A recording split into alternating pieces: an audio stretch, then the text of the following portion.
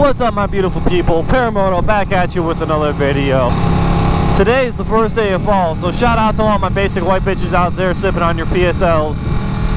Love you.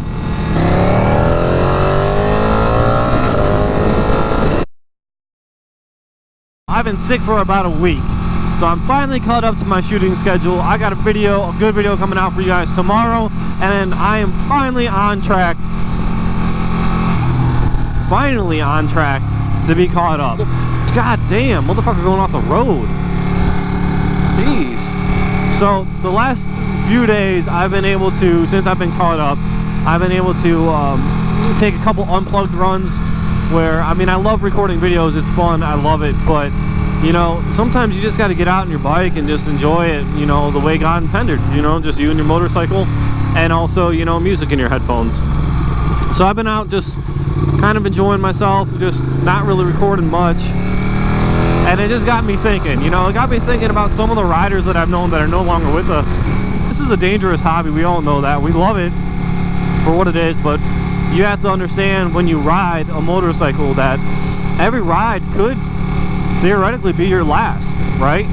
I mean, not to be so heavy and everything, but you know, I've been on a lot of motorcycle accidents when I was a paramedic, you know, and I've seen people dead in the road that were previously alive riding their motorcycle just a few minutes before, and it's, dude, it's heavy. It's a burden.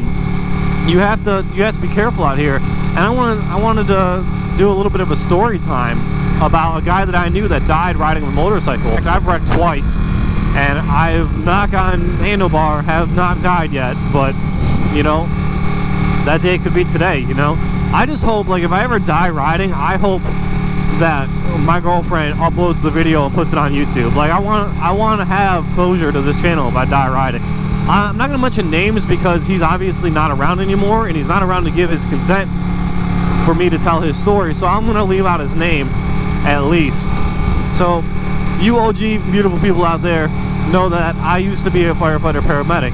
When I was a firefighter paramedic, I worked about 3 to 4 jobs at a time, all part-time of course and everything, but that's what you had to do in Ohio to basically make a living, is work a lot of part-time jobs. There's one place I worked, Tri-County Ambulance. We had a gentleman that worked a different division than me, so me and him, we would cross paths and we would exchange niceties, but we never really worked together. This guy was generally a very well-liked man.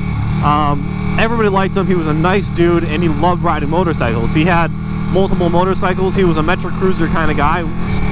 Well, one day, he was riding his bike, and he had just put it up for sale on Craigslist, because what people do in Ohio is, like, you sell your bike before wintertime comes, and then you don't have to pay to store it for the winter, and then you put the money towards something new, like new hotness in the springtime, right?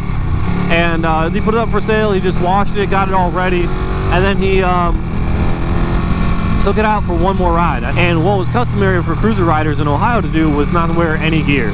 You know, it was uncool to wear any gear, right? So generally you would see people maybe with a leather jacket, maybe, you know, if you were on a cruiser. And you know what, I'm not, you know, I don't want to be this preachy guy, like all the gear all the time, or you're a squid, and you know, I don't want to bash people for their life choices, but he wasn't wearing any gear whatsoever, and he lost control somehow, and he went face first into a mailbox. So you got to think about that. Like, look at one of these mailboxes on the side of the road. What are these constructed of? These are typically 4x4 cemented into the ground. Like, people hit them for fun and whatnot in their cars sometimes, or hit them with like baseball bats and whatnot.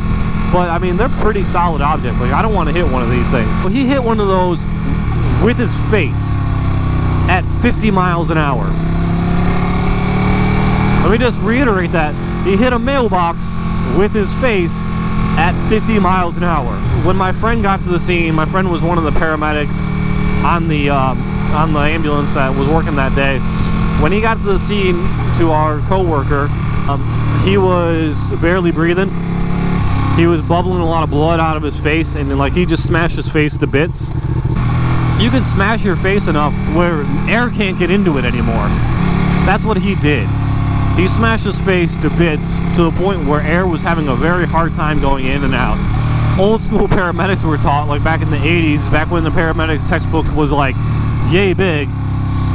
Air goes in and out, blood goes round and round, you know, and if you have any interruption in that, you have a problem that you need to fix, right? It's kind of an oversimplification that's just kind of fun in games, but at the same point, it makes a lot of sense. So anyway, this guy smashed his face to bits and he couldn't breathe, and he was unconscious. Thank God, you know, thank God he was unconscious, or at least from what you could tell, he was unconscious. You know, he didn't have to go through this, at least. Hopefully he didn't have to go through the pain and the, you know, panic of not being able to breathe. If anybody's ever knocked the air out of him, you can understand how traumatizing that is, to be honest with you.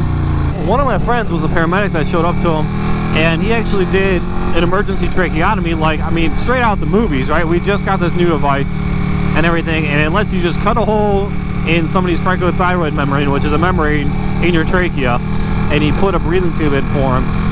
And apparently it didn't go too well, but it's just kind of crazy that we both have a friend. We work a separate job with this gentleman. We all like to ride motorcycles, and we're the ones on scene treating him, you know, and he dies. It's insane. It really got me thinking about how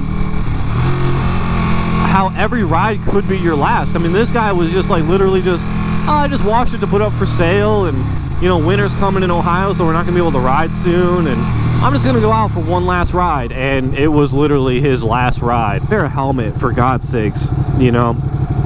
If you're not gonna do it for yourself, at least do it for your family, because this dude left behind a family.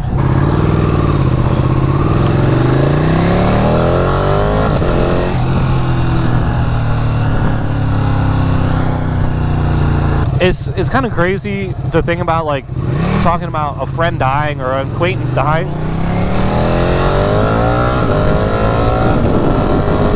And then, like, coming to totally different life epiphanies, but, like, I've been thinking more and more about how time just seems like it's going by so fast and everything. And I just had, like, a little life epiphany, you know, while thinking about this guy out riding, is that, you know, I need to enjoy my life more. I could always find time to go ride more or work out more. Like, one thing that I'm gonna do to start enjoying my life more is I gotta put my phone away. You know, like, I just gotta put my phone away. Like, I don't know about you guys, but, like, you know, these phones, like, they used to be devices that made your life easier, right?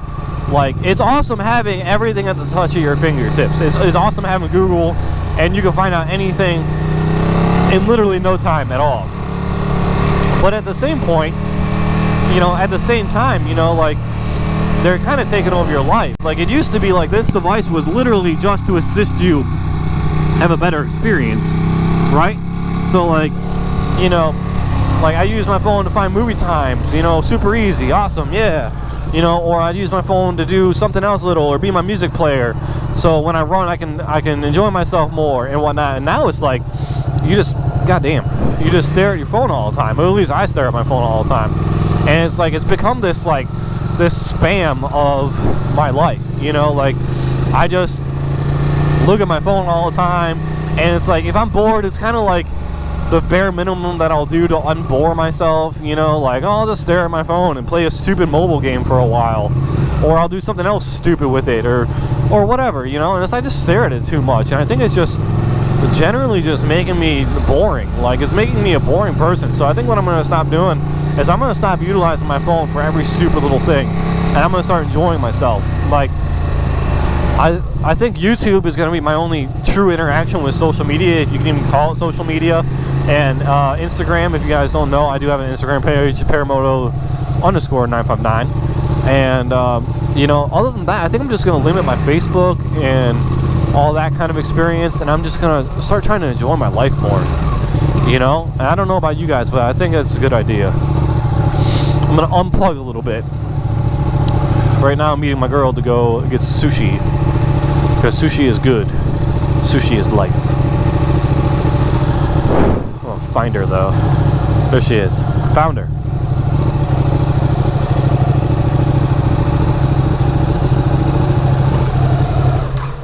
Alright guys, thanks for watching. Deuces.